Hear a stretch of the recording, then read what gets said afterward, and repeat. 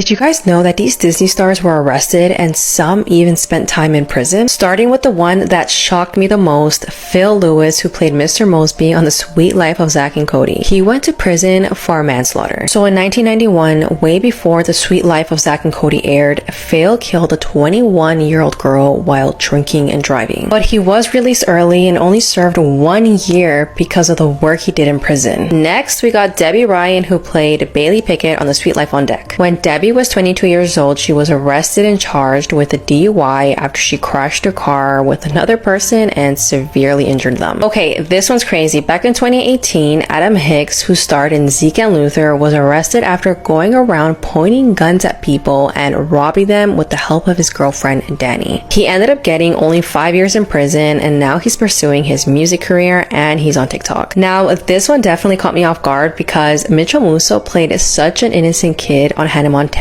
but he was arrested for public intoxication on August 26th of this year when he apparently stole a bag of chips from a store, but he denies this ever happened. Mitchell was also arrested back in 2011 when he was 20 years old for a DUI. Let me know which one surprised you the most because mine was Mr. Mosby. This is why you should always be aware of your surroundings. A woman was walking home one night with her child when this happened. Everything's normal until a man comes out from the darkness. He then proceeds to go to the door and start banging on it,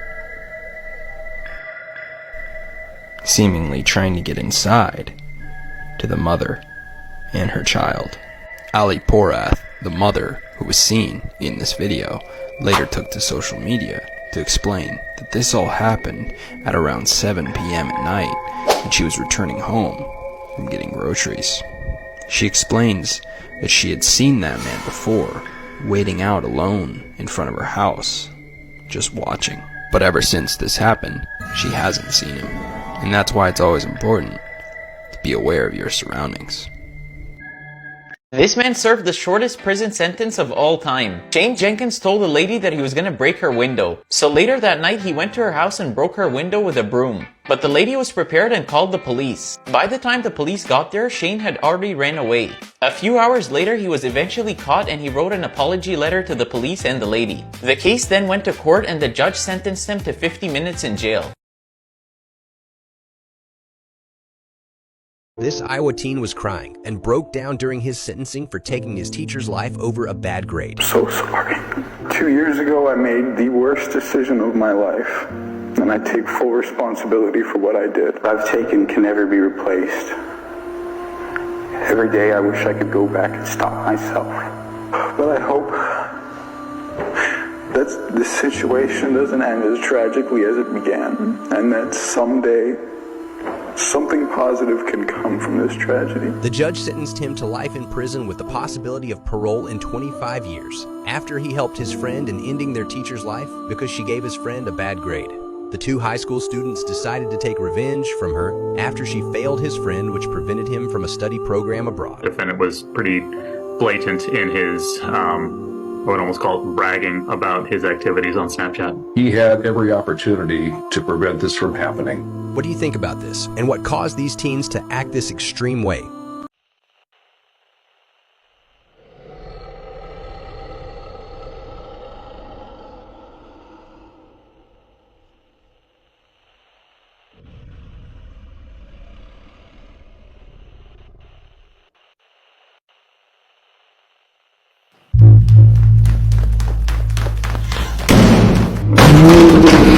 A 13-year-old is charged with doing the unimaginable to his mum.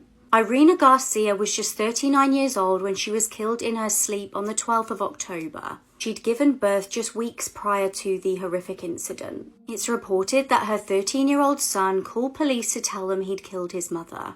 He reportedly told them that there was blood all over and asked for police to come. When he was asked for his address, he stated that he didn't know. Police rushed to the scene and arrested the child. He was reportedly very apologetic when they got there. They found his mother deceased next to the cot where her 2-week-old baby was sleeping. Luckily, the baby was unharmed. The 13-year-old will be tried as an adult on first-degree murder charges after the fatal stabbing of his mum. At his bond hearing, his dad and Nan begged for him to be released on house arrest. His dad described him as a humble and peaceful child. Professionals described the 13-year-old as sweet and respectful, reportedly very popular amongst staff at the detention centre. There is still no known motive, and it remains a mystery what went on. This sheepdog killed 8 coyotes while protecting its sheep. This video is of sheepdog Casper fighting off a pack of 11 coyotes who were trying to kill his sheep and eat them. Casper ended up killing 8 of them, but he was badly injured. The fight lasted more than a half an hour, and Casper's owner said that he disappeared for 2 days after the brutal fight. They were quoted saying, "We knew he was hurt because we found parts of his tail and blood and other things. So we were very worried." Casper eventually returned home with visible injuries. His owner said it looked like the coyotes just grabbed his skin and ripped it off. Casper was a watchdog for a flock of sheep in Georgia, United States. He was confronted by 11 coyotes and he had to choose whether to fight or fight because there was a flock of sheep and a pregnant dog under his watch. So Casper fought off 11 coyotes, of which he killed 8 in the initial attack, and then ran off into the forest and chased down the 3 other coyotes that escaped and killed them one by one. Casper then returned a week later with injuries to his neck, paws, and his tail was missing. He is now recovering. This might honestly be the Superman of dogs, and if you never heard the story about Casper the dog, well, now you have. Today, Kevin Frankie officially filed for divorce from his wife Ruby after she was arrested almost 3 months ago on child abuse charges. Today, Wednesday, November 29th, Kevin Frankie filed a petition for divorce in 4th District Court. As with all divorce petitions in Utah, the petition is sealed. However, according to a domestic relations injunction that was also filed today, both sides are required to not harass each other, commit DV against each other, or interfere with the other party's insurance during the divorce proceedings. That injunction is also meant to prevent both Ruby and Kevin Frankie from talking badly about the other in front of their children. It is written as they cannot, quote, attempt to influence the children's preference regarding custody or parent time, or say or do anything that would negatively affect the love and affection of the children for the other party. While Ruby Frankie has been charged with 6 felony counts of child abuse, Kevin Frankie has yet to be charged in connection with the crimes. And he has maintained his innocence since his arrest and has been working to get custody of the minor children while Ruby is in prison. Ruby Frankie and her business partner Jody Hildebrandt remain in prison with no bail, and their next court hearing has yet to be scheduled.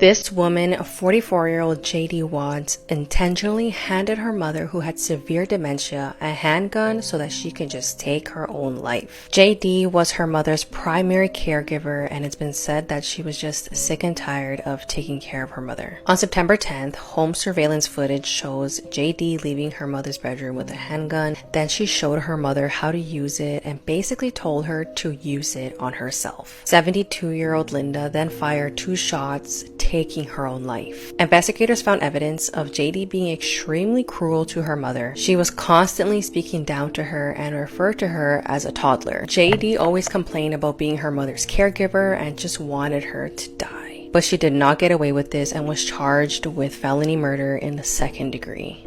This survival story reminds me of why I don't explore caves. On July 23, 2018, 12 members of the Wild Boar soccer team and their coach decided to explore one of Thailand's longest caves as a fun after-practice activity. But shortly after entering, a flash flood hit, which pushed them 2.5 miles deeper into the cave until they reached a spot high enough to get out of the water. The flood filled the cave's entrance with water, trapping the team inside for 17 days. They had originally only planned on being in the cave for about an hour, so they didn't bring any food. For the first 9 days, they had to rely on fresh water that dripped from the cave's stalactites. They also meditated to save energy and to avoid thinking about food. The boys, who were ages 11 to 16, each took turns digging a 16-foot hole into the cave trying to get out, but luckily, a pair of divers finally spotted them on July 2nd and notified authorities. Over a 3-day mission, an international group of cave diving experts led by the Thai Navy SEALs were able to successfully rescue all 12 boys and their coach. It wasn't easy though, as the rescue required each boy to wear a full diving mask, be tethered between 2 divers, and to swim for hours through extremely tight passages. Sadly though, a former Thai Navy SEAL died after he ran out of oxygen underwater while trying to save the team. Another shocking story coming out of Colorado, guys. Early Monday morning, this man shot and killed himself, his wife. He also shot and injured one of his children and also shot at police officers. This happened around 12:15 a.m. Monday morning in Jefferson County, which is just south of Lakewood. A family member inside the home called 911 saying that the father had a gun and was shooting at the mother. There were 3 children inside the home, and thankfully they were all able to escape. The suspect is 54-year-old James Aragon. When officers arrived on the scene, he shot at them as well as his children. One of the children was actually shot in the leg, but they are saying it's a non-life-threatening injury. A bullet also grazed the pant leg of a deputy, but it actually hit his cell phone and he was not injured. When SWAT made their way into the home, that's when they found a deceased woman, his wife, who had been beaten and shot, as well as James Aragon, who apparently died from a self-inflicted gunshot wound. The 3 children who were there are now with some family members. I really hope they are able to heal from this.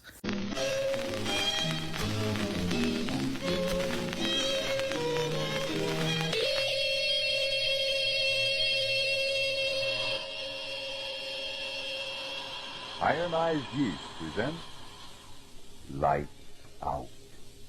Everybody.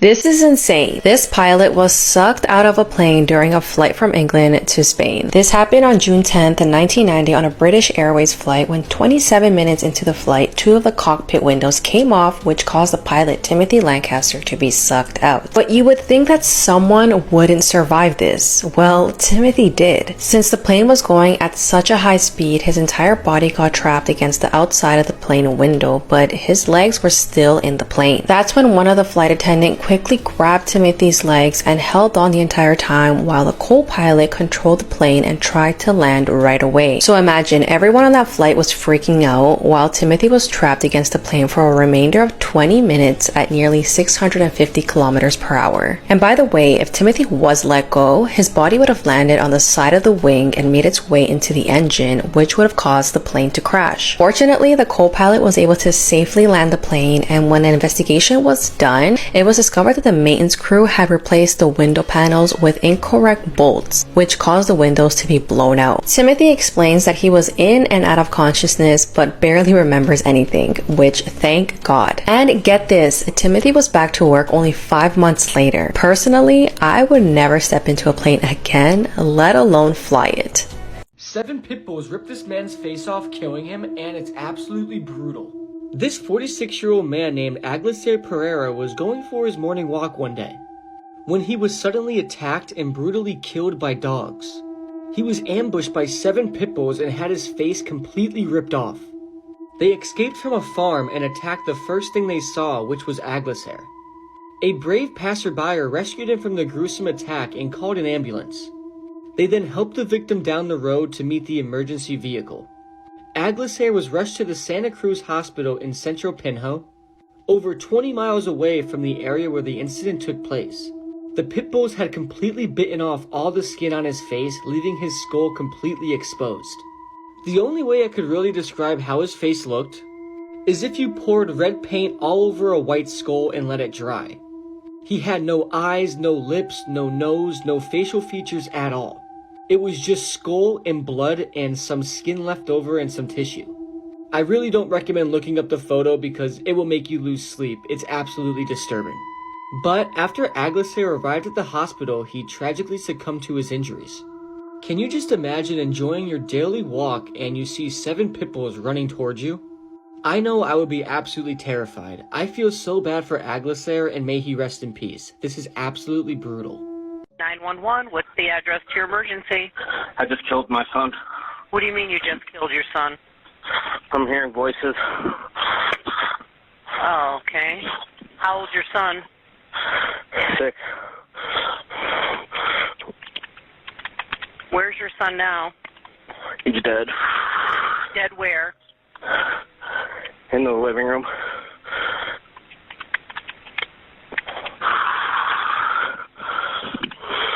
All right. Do you have any weapons?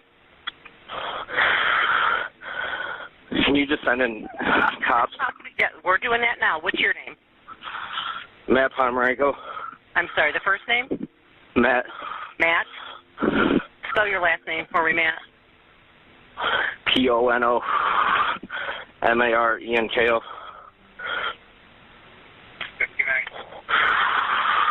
What's your son's name?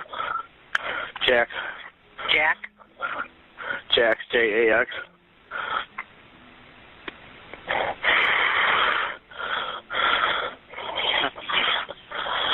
And you said you're hearing voices? Yes. All right, how did you kill your son? With a baseball bat. You killed him with a baseball bat? Mm-hmm.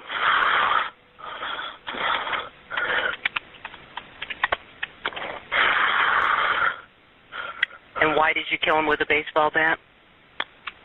I don't know. Was there anyone else there with you and him? No.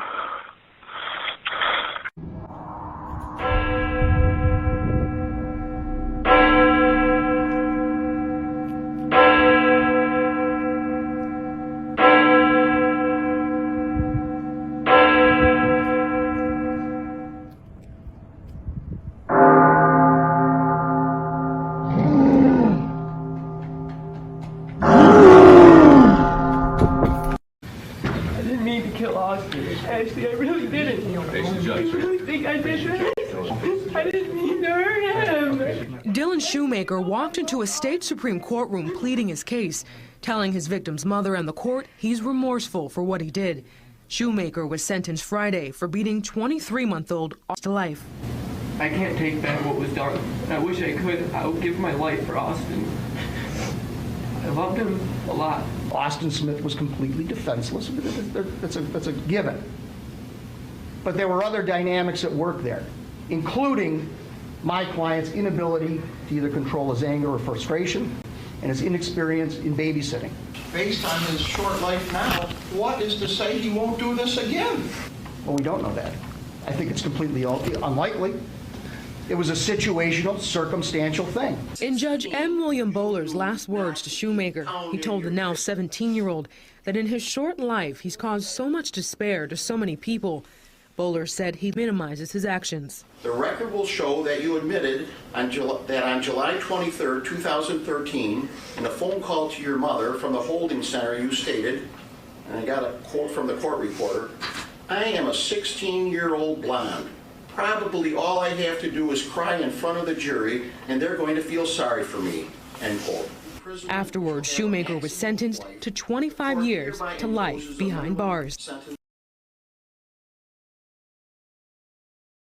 This is Kids Who Kill, Part 11. After Erin Caffey's parents told her she couldn't see her boyfriend anymore, she had her whole family murdered in their sleep. The Caffey family consisted of parents Terry and Penny, 16-year-old Erin, and her 8 and 13-year-old brothers Tyler and Matthew. They all lived in Alba, Texas, and were a happy family who was heavily involved in their church. But in early 2008, Erin started dating 18-year-old Charlie Wilkinson, and it wasn't long after this that her entire personality changed. She started skipping church and failing her classes, and she became really standoffish with her parents. But the two got serious really fast. Charlie gave Erin a promise ring that once belonged to his grandma, and the two were very open about wanting to get married. But one day, Terry and Penny decided to look Charlie up online and found that his MySpace was really sexual and that he was a heavy drinker, so they told Erin that she could no longer see him anymore. Because of this, Erin wanted revenge and started planning to have Charlie murder her entire family. So on March 1st, 2008, Charlie and Erin, along with their friend Charles Wade and his girlfriend, followed through with her plan. Charlie told Erin that he would have to kill her younger brother so as not to leave a witness, and she responded, quote, "I don't care, just do what you gotta do," end quote.